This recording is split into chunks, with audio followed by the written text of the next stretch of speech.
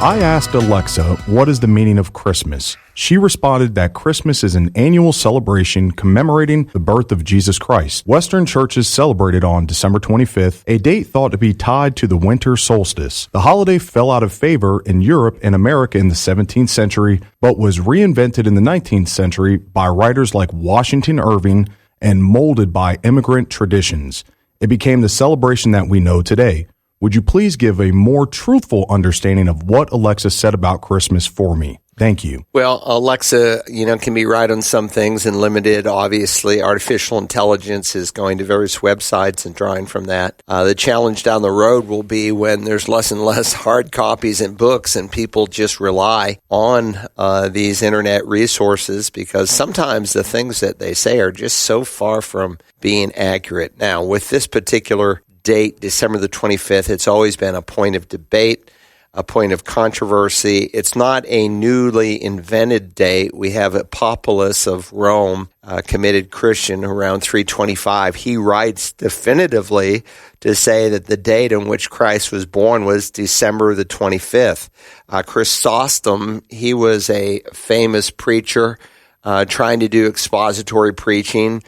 He's known pretty well because he wrote a lot, and a lot of his writings have come down to us, and you can read some of his sermons. He preaches around 375. He's about 40 years old, and by that time, and he sets the date as December the 25th.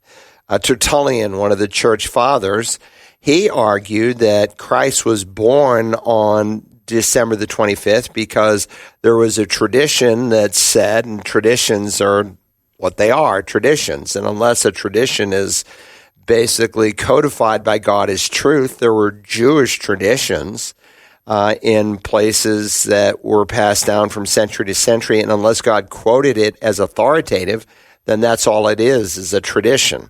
So we have to be careful here, but he argued that the tradition of the early church was that Christ was conceived on Passover, which would have been in March, which would have brought you to December the 25th, and that he also died on Passover. Now, we know he died on Passover. We don't know that he was conceived on Passover, and so that was the argument for December the 25th. Some argued December 25th in that they said that the creation of the world took place in March, according to Jewish tradition, and again, that's what it is, Jewish tradition, and therefore the Creator God took on our humanity on the same date he created the world. Well, it's interesting.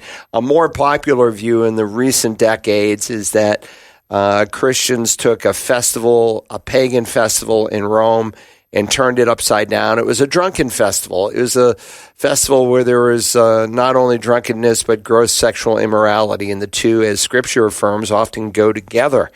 And so to offer an alternative, because they would have parties, they would exchange gifts, they said that this was the day that Christ was born, or at least that we're going to celebrate it. Some have said, well, it couldn't have occurred in December because shepherds wouldn't have been out in the fields at night watching their sheep in a cold Judean winter. That's actually not true. That's not even close to being true. And there's historical evidence that actually documents that the shepherds would be out in the fields raising the Passover lambs outside of Bethlehem during that time of year. Bottom line is we cannot pinpoint the date. Now, we can say definitively, dogmatically, that Christ was born when Herod the Great was still alive, and Herod the Great dies in 4 BC. So he could have been born in that year, or 5 BC, or 6 BC. Again, you say, I thought he was born in year 0. That was a whole calendar thing, which is a whole other subject in itself.